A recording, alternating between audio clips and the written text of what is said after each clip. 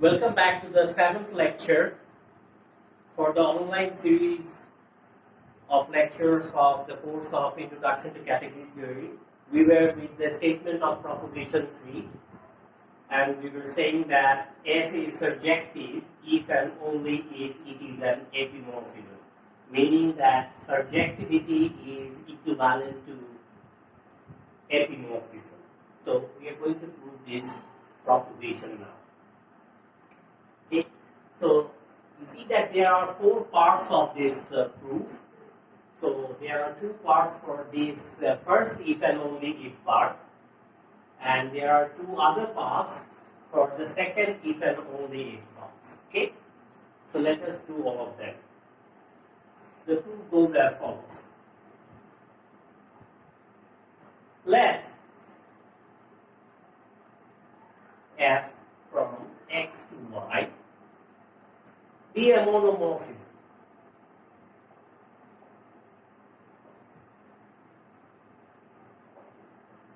Okay? We want to prove that f is an injective function.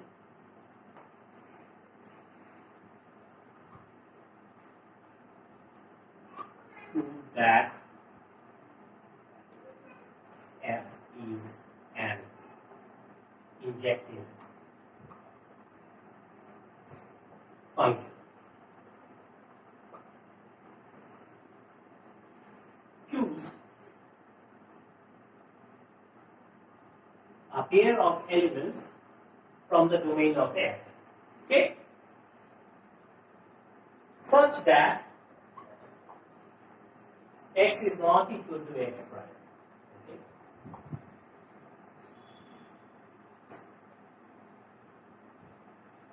And we already studied, recall the facts about injective functions, and where we saw that from the definition, contrapositive way of viewing the definition of injective function is that x,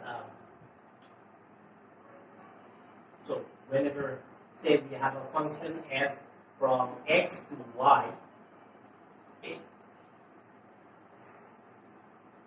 So the definition of injective functions tells you that if you choose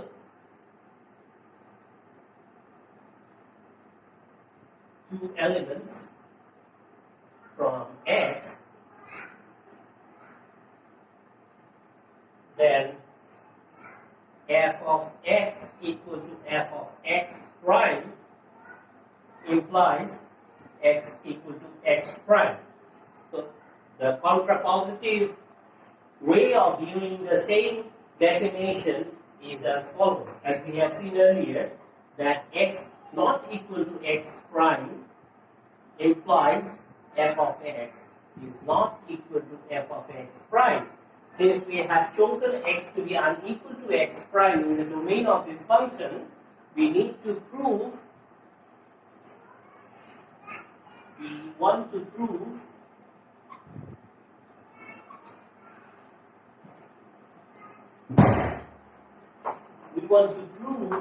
that fx is not equal to fx prime.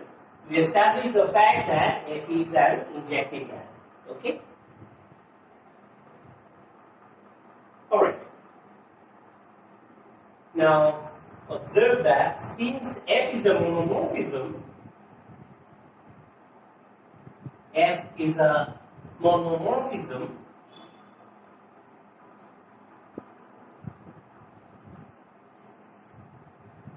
for any set, so this guy is a monomorphism. For any set, it follows from the definition of monomorphism. For any set A and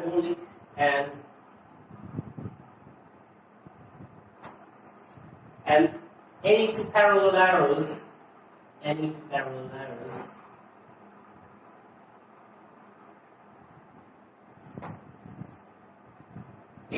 H prime from A to X, okay, the commutativity of the following diagram, the commutativity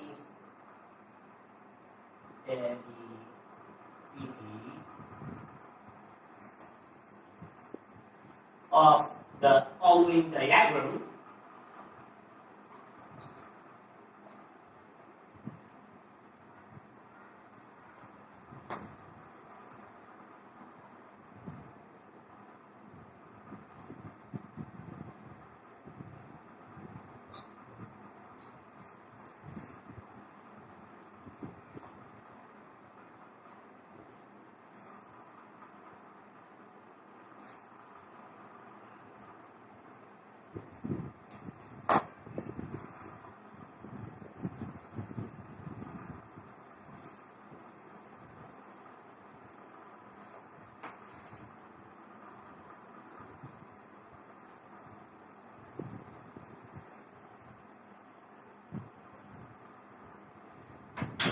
So this, the commutativity of this diagram, that is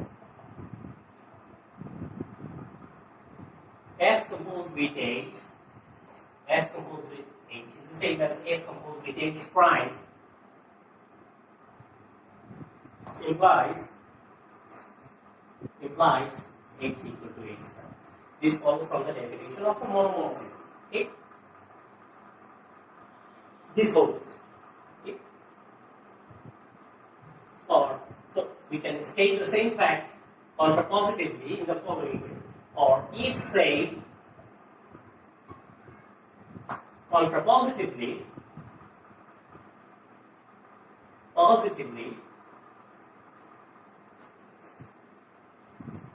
H is not equal to H prime, the negation of this statement implies the negation of this statement. F composed with H is unequal to F composed with H prime. These are all given. That is, in other words, that is the diagram that we mentioned here. The diagram does not commute. Okay? We have discussed all this details associated with monomorphism and antimorphism earlier. Now choose. So since that is a monomorphism, for any set A, this fact holds. And let's choose A to be a singleton. Since it holds for any set, we are allowed to choose A of anything, A being any set, and let us settle down with A being a singleton, whose only element is given by this smile.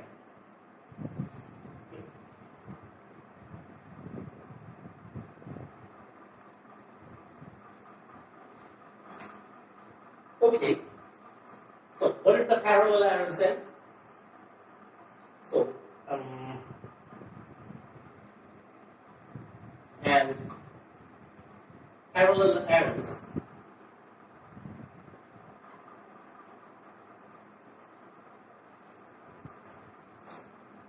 so there these are the parallel errors from the singleton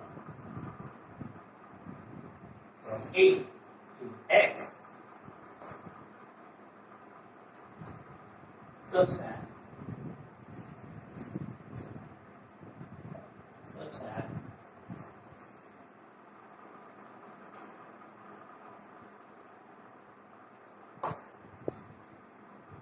H of smiley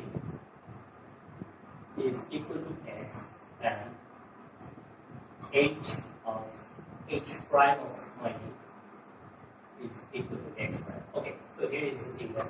So here is what we have finally. We started with a pair of points, a pair of elements of the domain X, okay, and which were said to be unequal, and we want to show that this holds in order to show that in order to establish that F is an injective map. So is the hypothesis that F is also a monomorphism, and from the hypothesis it follows that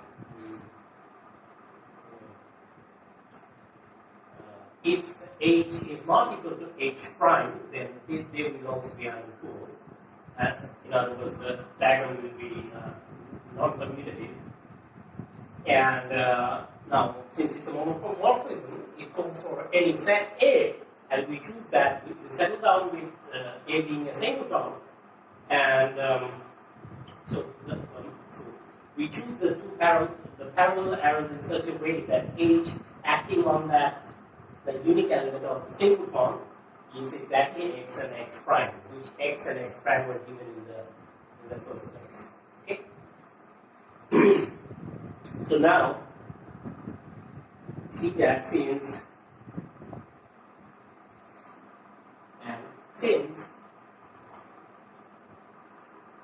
x is not equal to x prime,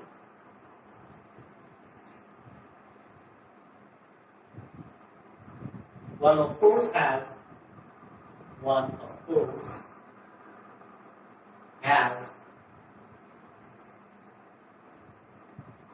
h is not equal to h prime. Now, because x and x prime are unequal, the two functions cannot be the same.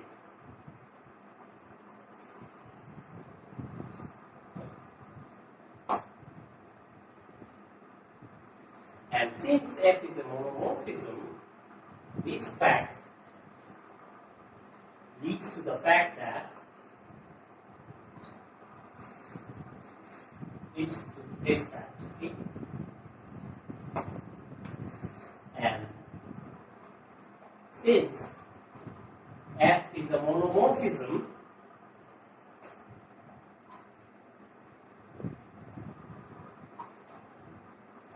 f composed with h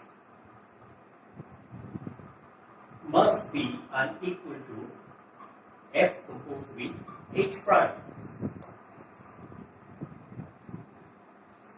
In other words,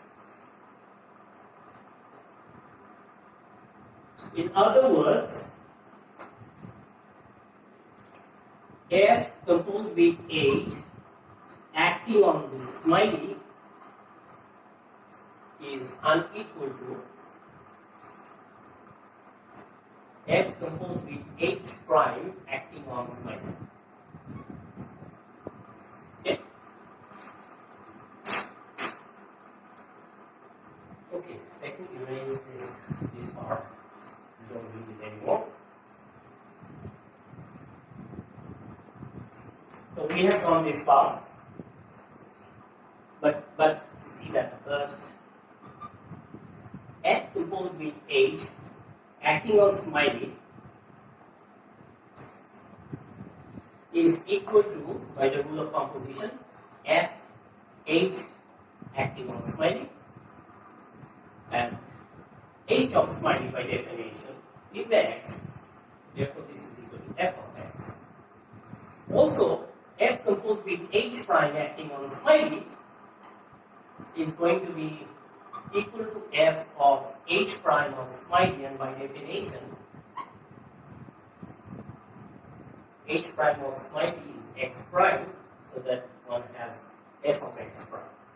And since these two guys are unequal, f of x has to be unequal to f of x prime. This is what we actually wanted to show, which proves the injectivity of this map F.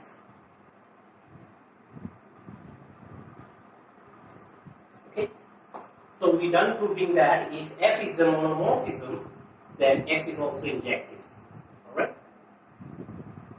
Now we'll prove the other way around, meaning that we'll assume that F is injective, and it will follow that F is also a monomorphism. Let's do it. Let me erase this part of the proof.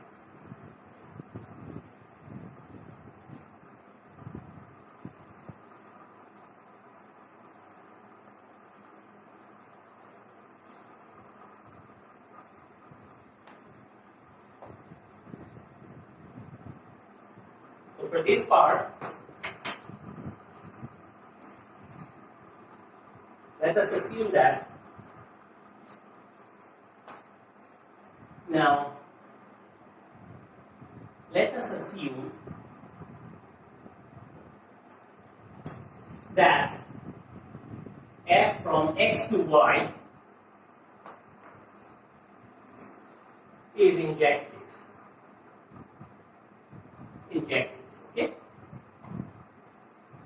One needs to prove that f is a monomorphism. One needs to prove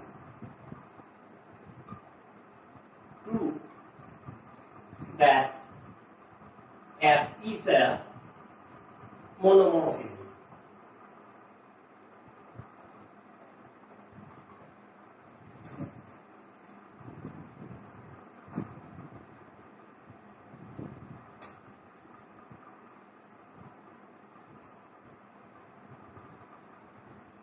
Okay, so it's given that f is an injective map, and say we have two unequal arrows. Suppose H prime,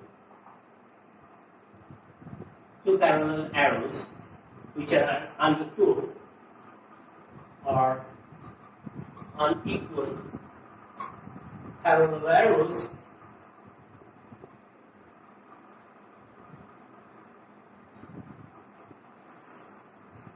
that is H is not equal to H prime. Okay? So now if it's a monomorphism, then we will of course have the non-commutativity of the underlying diagram, leading to the fact that f composed with H prime is unequal to f composed with H, right? Or f composed with H is unequal to f composed with H prime. Let us stick to how I have written it in the lecture notes. Okay? So we need to prove this. Okay? If we end up proving these, it will prove that f is indeed a monomorphism. Okay?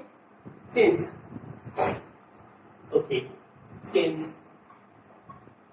see how the proof goes. Since for H prime from A to X, one has H is not equal to H prime. This is what we are given. Okay? Alright. So both these arrows are from A to X. So since they are unequal, there must exist an element in the domain such that its images under these two functions will not agree with each other. Okay? So let me write it for you. There exists an element in the domain such that the images of A under H and H prime will not agree with each other. Okay? Alright, good. Now, since F is injective,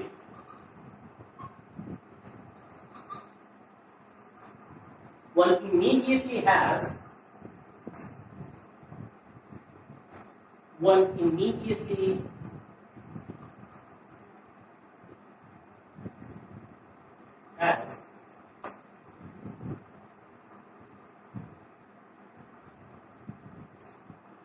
okay, so these guys are sitting in X, okay, and f of H of A and f of H prime of A, where are they sitting?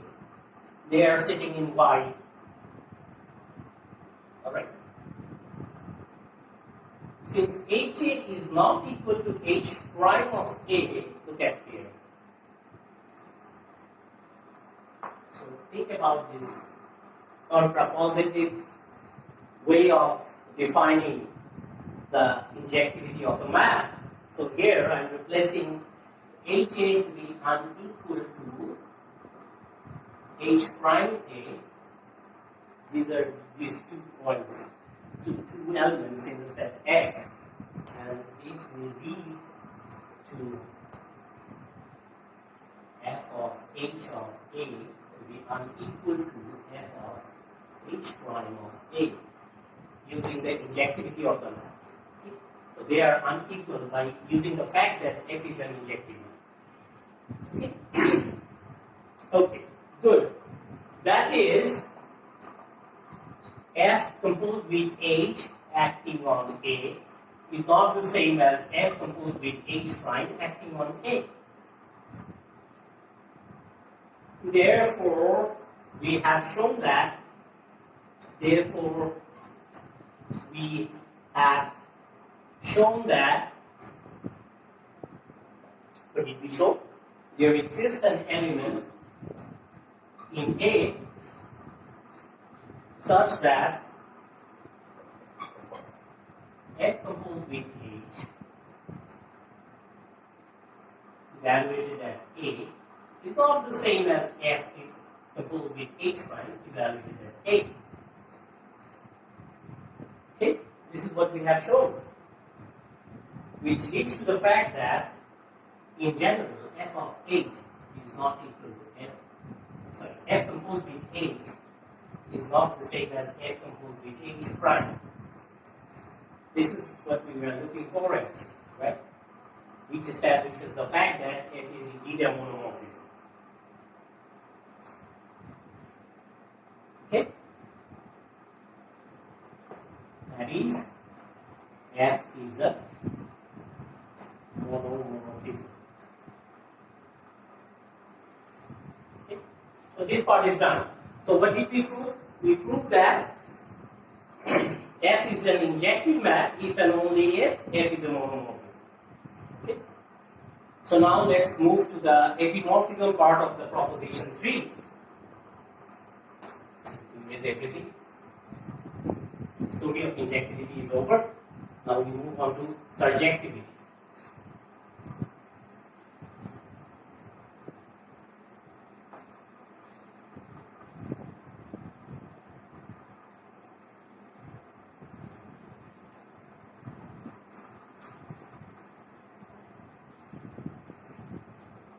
Okay? Good. So now suppose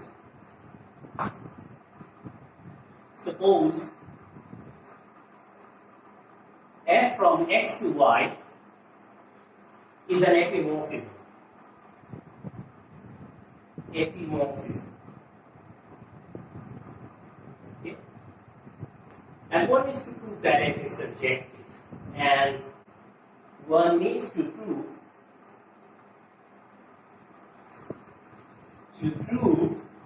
that f is surjective.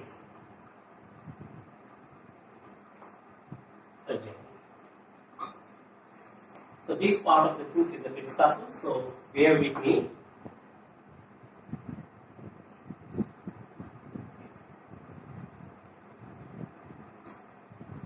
Okay, so let's choose or pick up an element y0 from the codomain of this map.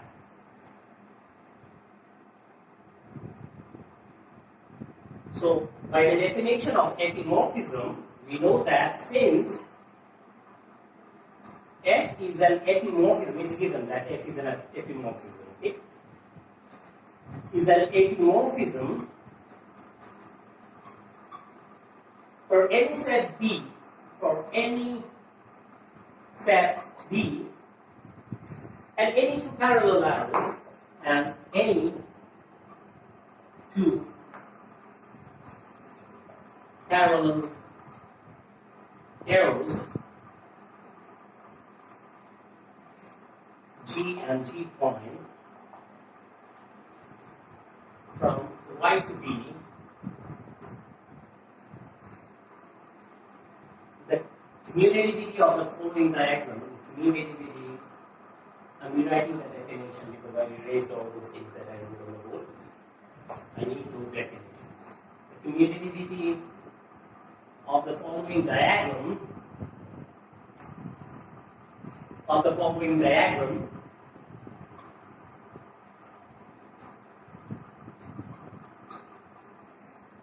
is is the diagram.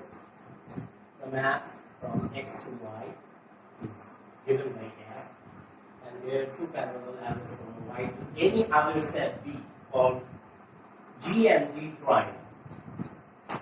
That is, the commutativity of this diagram is expressed by the fact that G proposed with F is equal to G prime proposed with F. Okay? And that will lead, by the definition of epimorphism, that should lead us to G equal to G prime. Okay? So I rewrote the definition of epimorphism here because I'm going to use this fact for the proof that F is also subjective. Okay. So now it tells you that, so since F is an epimorphism for any choice of B, G and G prime, the commutativity of this diagram will imply G equal to G prime. Okay? So I'm allowed to take any set B, okay, and any G and any G prime. So let's settle B in. Since it's true for any set, let us choose B to be the subobject classifier.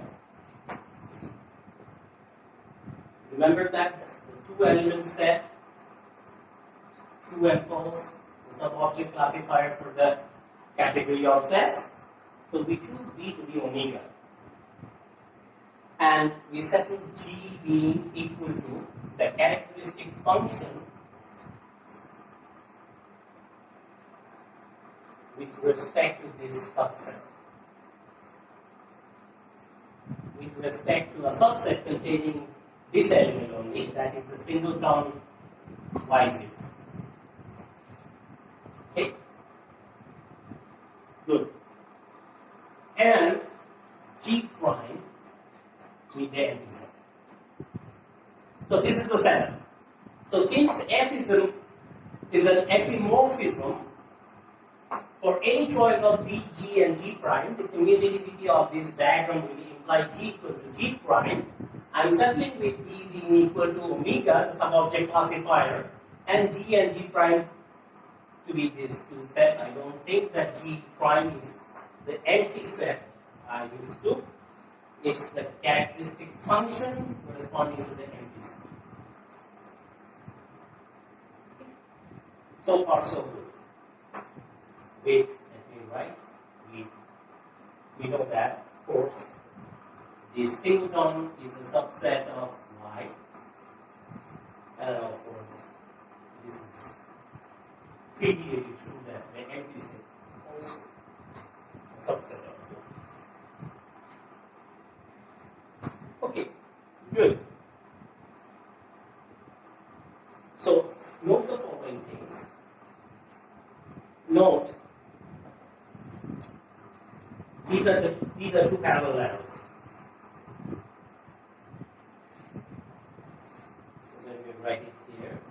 Chi with respect to this singleton and chi with respect to the empty set, they are both arrows or functions from y to omega.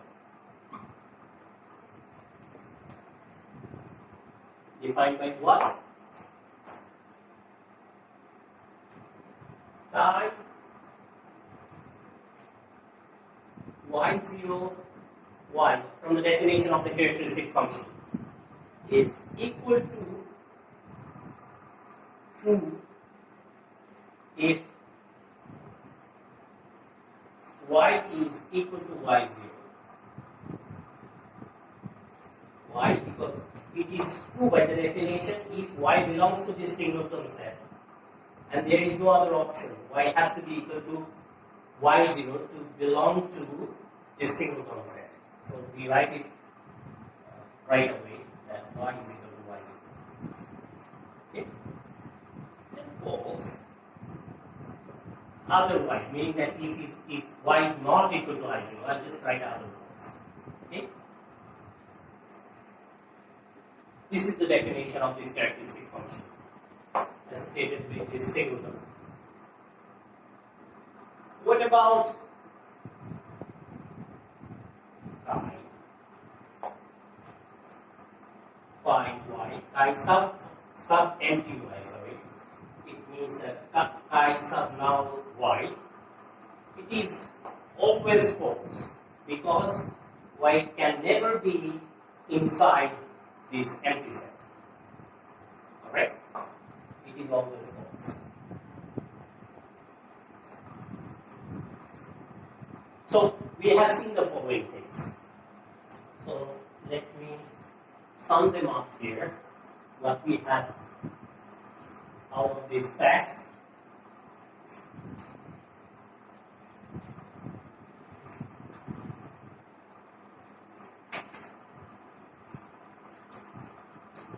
Therefore, in general, chi sub singleton is not equal to chi sub null in general, right? Because if y is equal to y0, they are unequal because one is true and the other one is false. Okay? But if y is not equal to y0, then they agree with each other.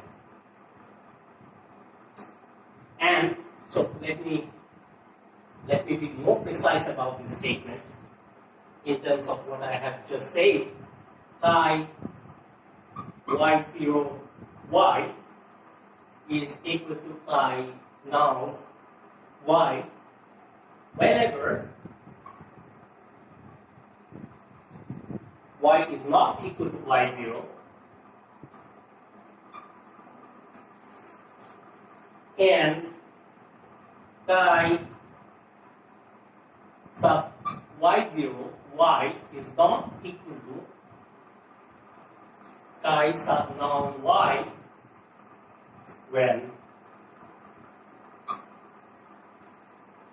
y is equal to y0.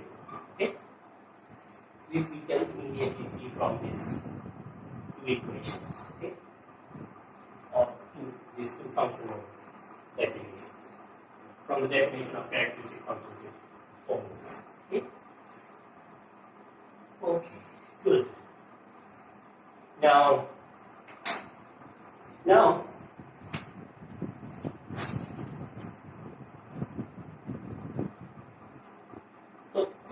how does the diagram look in this case? So the diagram in our case looks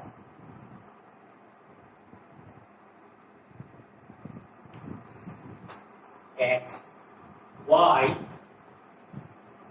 So this is given by f. The label of this arrow is given by f, and we have two parallel arrows. One is chi sub y0 and the other one is chi sub null, and they are both mapped to this subobject classifier, the two element set. Of course we have seen that chi y0 is not equal to chi phi. Okay. Well, now since f is an epimorphism, by the definition of epimorphism, the diagram will not commute, right? And which will result in the fact that chi sub y0 composed with f is not the same as chi sub phi composed with, chi sub null composed with f. Okay? What does that mean? That is, there exists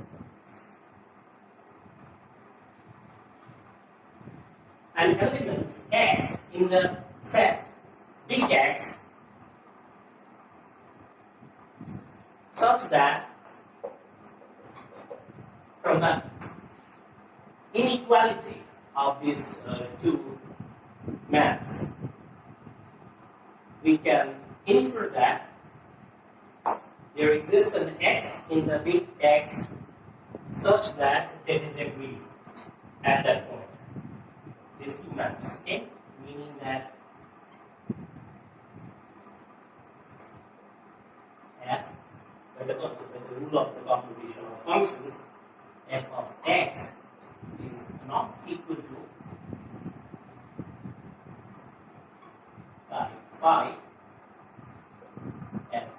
phi sub now f of x. Okay? Now, what does that mean?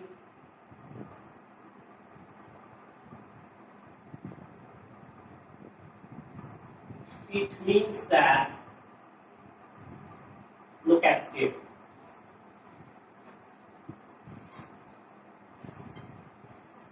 Right? So, this statement is like this statement, right? So, what is the counterpart of this statement?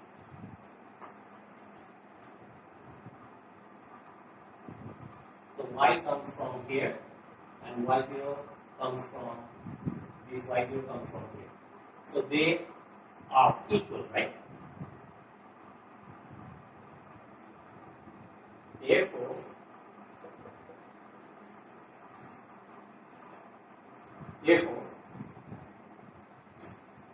they have to be equal, right?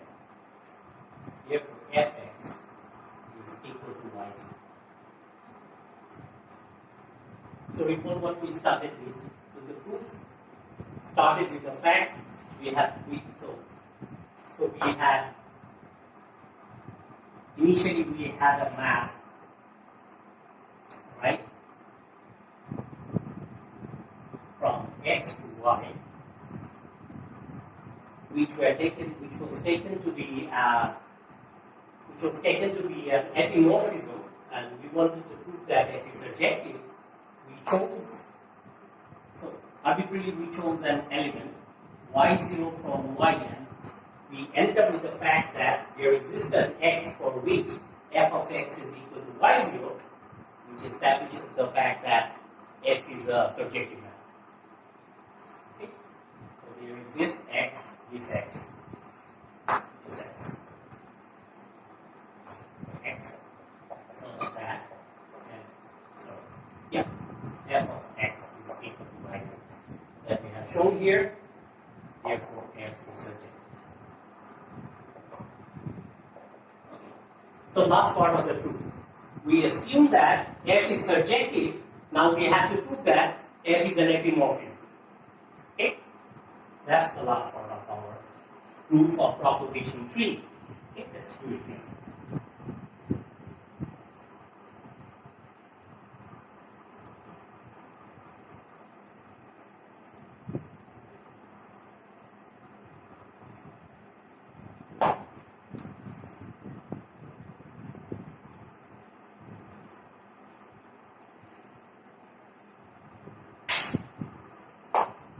Okay, so now suppose f is surjective. F is surjective. One needs to prove that f is an epimorphism. One needs to prove that f is an epimorphism. Okay? Suppose, again,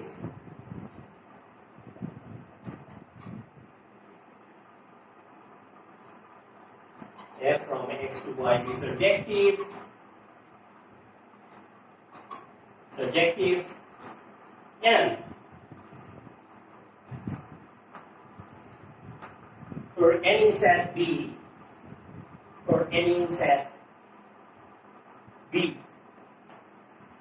and two parallel arrows,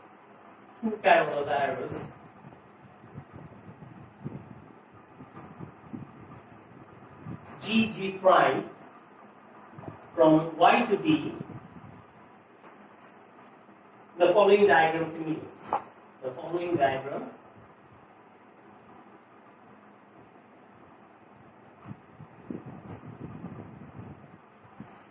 commutes. Which diagram? So this is X, this is Y, this is F, and we have two parallel arrows, G and G prime, mapped to B for a given set B. This diagram commutes means that is G composed with F is equal to G prime composed with F. Okay. One needs to show that. In order to prove that F is an antimorphism, one needs to show that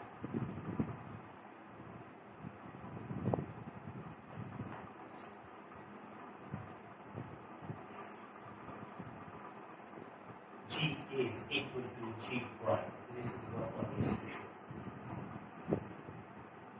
Okay.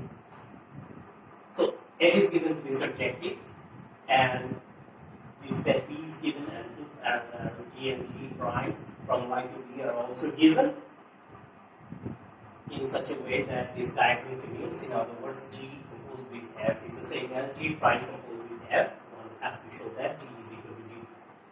Okay, so let's do it. Since F is surjective, okay, for any given Y in Y, for any given Y in the codomain, there exists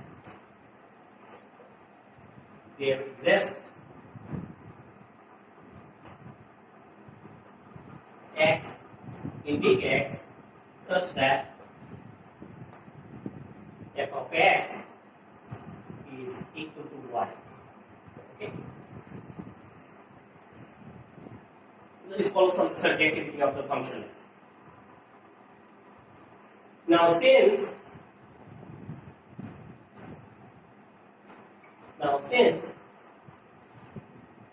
this is given, G composed with F is equal to G prime composed with F. Alright.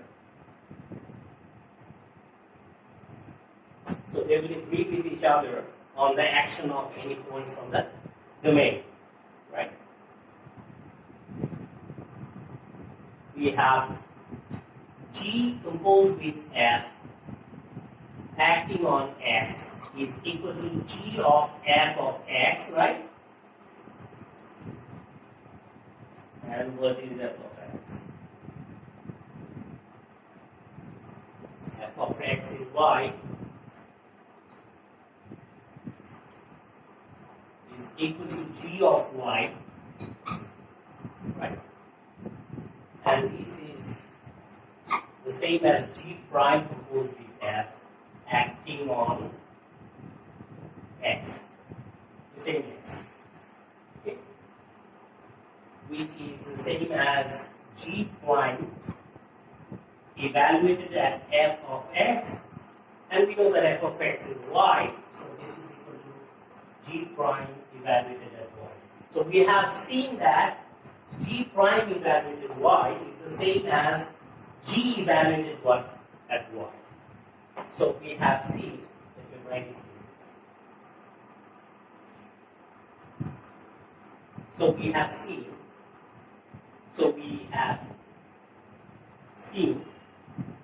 that for a given Y, we have chosen this Y randomly from the codomain, using the fact that F is surjective.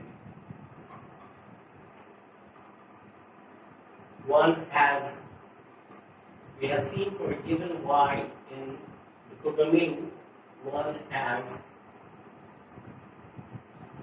G of Y is the same as G prime of Y. Right? What does it mean? means that G and G prime are the same. In other words, F is an epimorphism. Right? This is what we wanted to prove. So this is the proof of the third proposition. Okay. So this is more or less what I wanted to cover in this 7th lecture. Okay. So this lecture we wrapped up everything what we wanted to cover for the particular case of the category of sets. So from next lecture onwards, we'll try to cover topics for the category in an abstract setup, for a general category. Okay, so we'll study these theories from the next lecture.